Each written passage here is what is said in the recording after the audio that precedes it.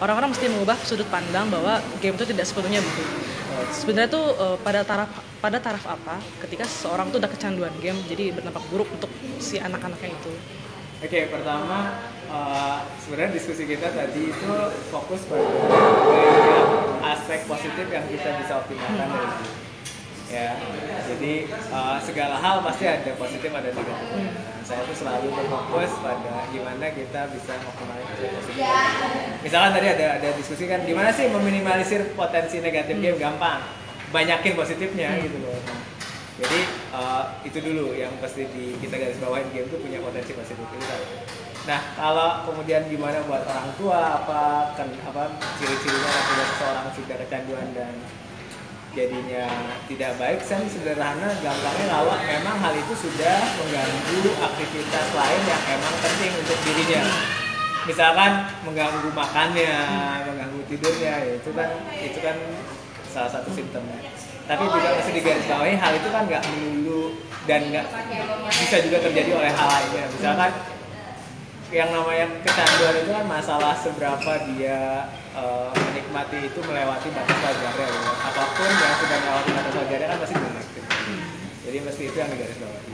Untuk Mas Eko sendiri udah berkeluarga belum, Mas? Yes. Nah itu udah punya anak kan? Yes. Terus gimana Mas Eko sendiri memiliki pola asuh seperti apa supaya tidak membuat anak tuh kecanduan untuk main game seperti itu? Pertama, mungkin perspektifnya akan agak panjang ya. Cuma itu sini loh, buat saya itu game itu media untuk saya bisa belajar dengan anak saya.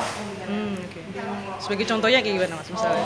Soalnya yang tadi kita bahas di depan anak-anak kita tuh nggak ada masalah dengan belajar. Yang jadi masalah adalah kadang lingkungannya itu tidak mengapresiasi keinginan belajar mereka.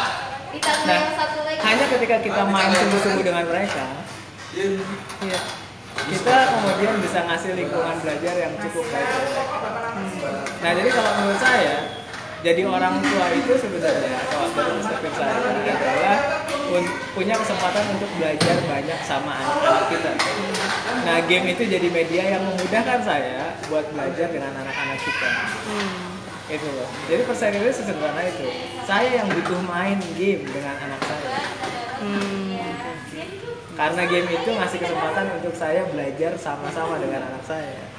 Karena saya yang butuh, maka saya akan memilah yang terbaik untuk saya dan juga untuk anak saya. Nah, dan perspektif itu mungkin yang saya pakai gitu. Kalau ditanya, gimana sih pola asuh buat menghindari anak supaya nggak kecanduan game? Nggak pernah kepikiran sama saya. Yang saya gunakan adalah gimana memanfaatkan game untuk saya bisa belajar dengan baik, saya yang belajar. Dengan anak saya. Untuk mengenal anaknya itu atau gimana? Bukan, Mbak Yu, ini loh yang mungkin kita akan perlu panjang lebar ngomong ini. Dalam perspektif saya, anak-anak itu adalah solusi dari masa depan. Dia hadir untuk menjawab tantangan di masa depan. Saya orang tua ini akan ketinggalan oleh mereka. Dari pola pikir, pola kerja mungkin, karena mereka disiapkan untuk masa depan. Nah, satu-satunya cara untuk saya bisa terus relevan dengan mereka adalah dengan terus belajar bersama mereka.